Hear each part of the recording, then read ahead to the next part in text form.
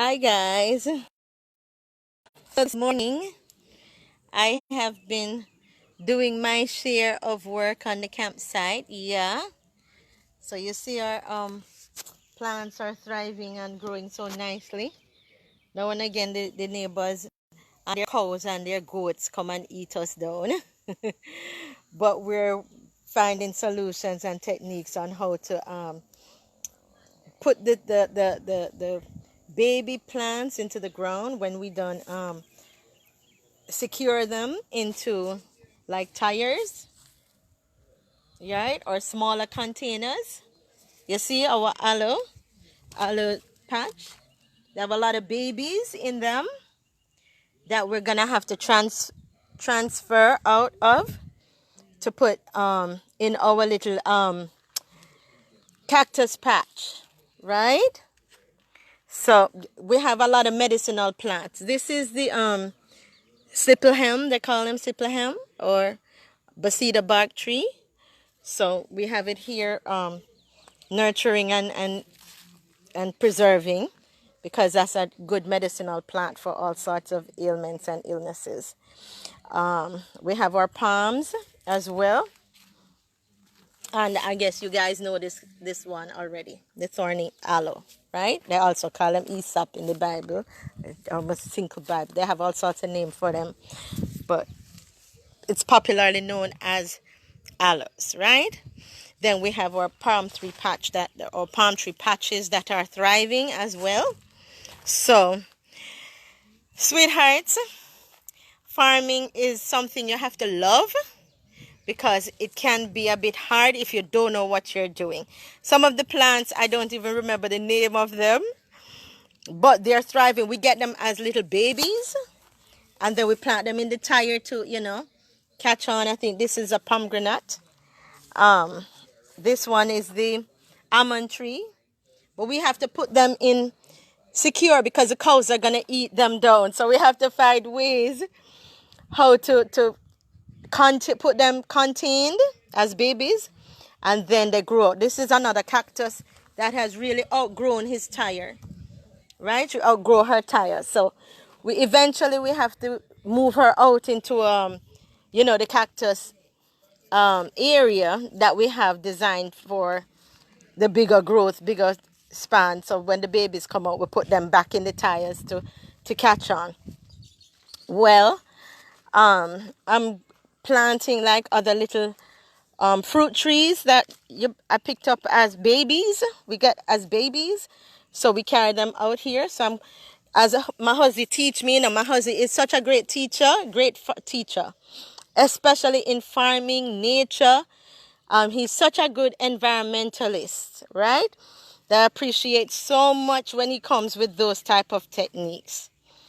So he's been trying to teach me the farming thing for quite a while, but we slow learners, we not learn so fast, but we catch it.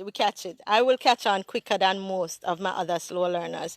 So I'm catching it. So I'm gonna show you my technique of how I'm gonna do the hoe. Yeah, this is called a hoe for those who don't know. Yeah, so it's a hoe. So I have my hoe and my cutlass. Yeah, this one. That's a little sharp, just to like do a little putting the things together or clipping away the edges when I'm ready. And then we have the babies. I have more babies that I've been planting into the ground, right? Baby fruit trees and stuff. Like guineps and akis and what do you call them? Breadfruit and apples.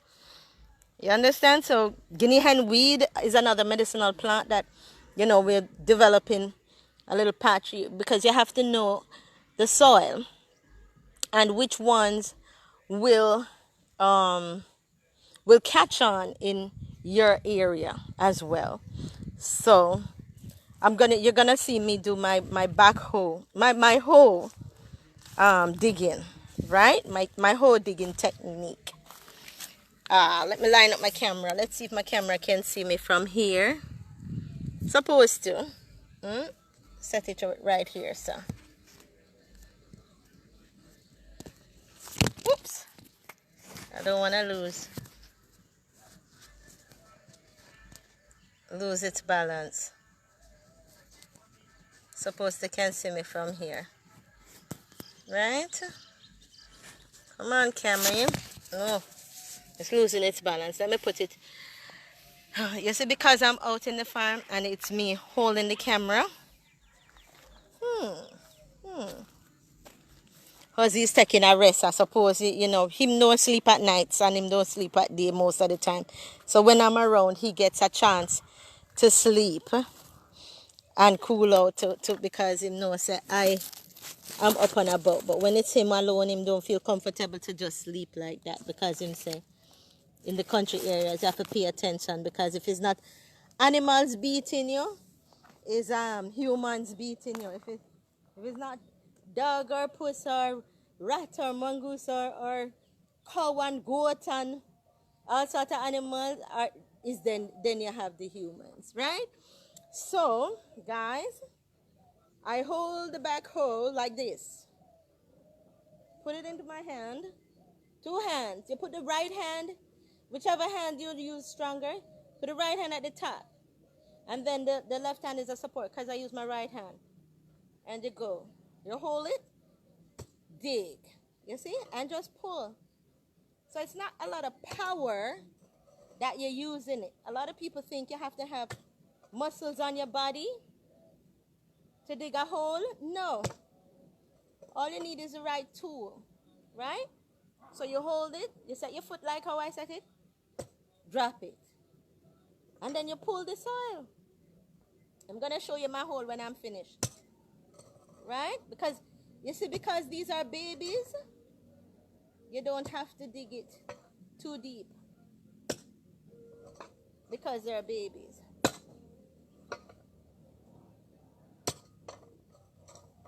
Right? My technique, you do it how you can manage to do it. Everybody has different strengths and powers.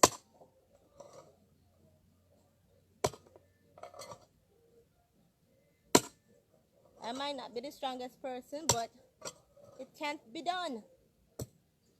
Once you love what you're doing, it becomes possible. You see? Look how much soil I get out. Look there. You see? It's a lot of soil. Can you see? You see? It's a lot of soil I dig out from the spot. Because the spot you dig out, you're going to use back the soil to cover it. Cover the roots of the plant when you plant it.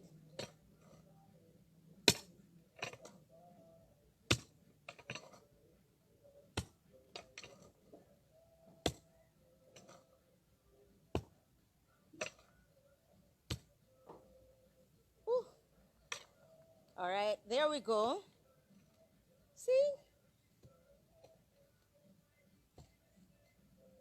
You see me, just see me dig a hole, right? With the hoe.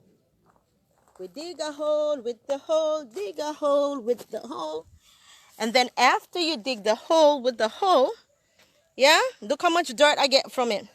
That's gonna cover, yeah, oops, the camera upside down. That's gonna cover the root of the plant, right? If you want it a little deeper, you can go with the cutlass too. And just dig out a little deeper hole. But that's not necessary because the hole did such a big hole. So let's put this tree in the hole, yeah? See? Put the tree in the hole. It's not going to really stand up until I put the soil around it, okay? So see how I put the tree in the hole? And then I have to catch the camera again because I'm going to push the dirt on it to hold it together. Right? So this is where, again, the cutlass will come in handy. Cutlass is handy. So cover. Oh, yeah. Beautiful. These are babies that you catch from baby. And they grow up. You take them out. And you can put them in wherever you want to place them on your, whether on your backyard farm or on a big farm. You just find a spot to place them. And you just put them there. Cover it with the soil, yeah? See? Beautiful. And then guys, you get a little water and you're gonna throw the water in on it. I didn't want to put the water, the container water I have, out into the sun because the sun is so hot sometimes and it evaporates the water out. So you have to be careful how you're putting your water around the place, on the campsite or out on the farm. You have to make sure you have it covered because it will evaporate when you go back for the water for the day. It's like, oh, where did my water go for my plants? So here we go, pour. You see? Give the plant a little water afterwards. Well done. And that's my ackee tree, right? That I planted. That's a baby ackee tree. But as you go along, you can plant babies and you watch them grow. You can plant seeds and you watch them grow. You understand? It doesn't necessarily have to be a big of a tree that you have to dig out and plant, although people do that too. But if you don't have big of a trees to go sow and plant, sow the seeds. Sow the seeds or sow the babies that spring out from the seeds that drop around the big ones. You see? So I have right here, I have my melon growing up. You see? My honeydew, my cantaloupe, my melon, my callaloo, my tomatoes, my pine. They're all right here catching on. You see? So my little melon vine here, so they're all over because you have to spread the seeds wherever you want them to grow. And then they will grow out for you. So have a good morning. And that was my morning activity I shared with you today from the Happy Farmers Camp to you.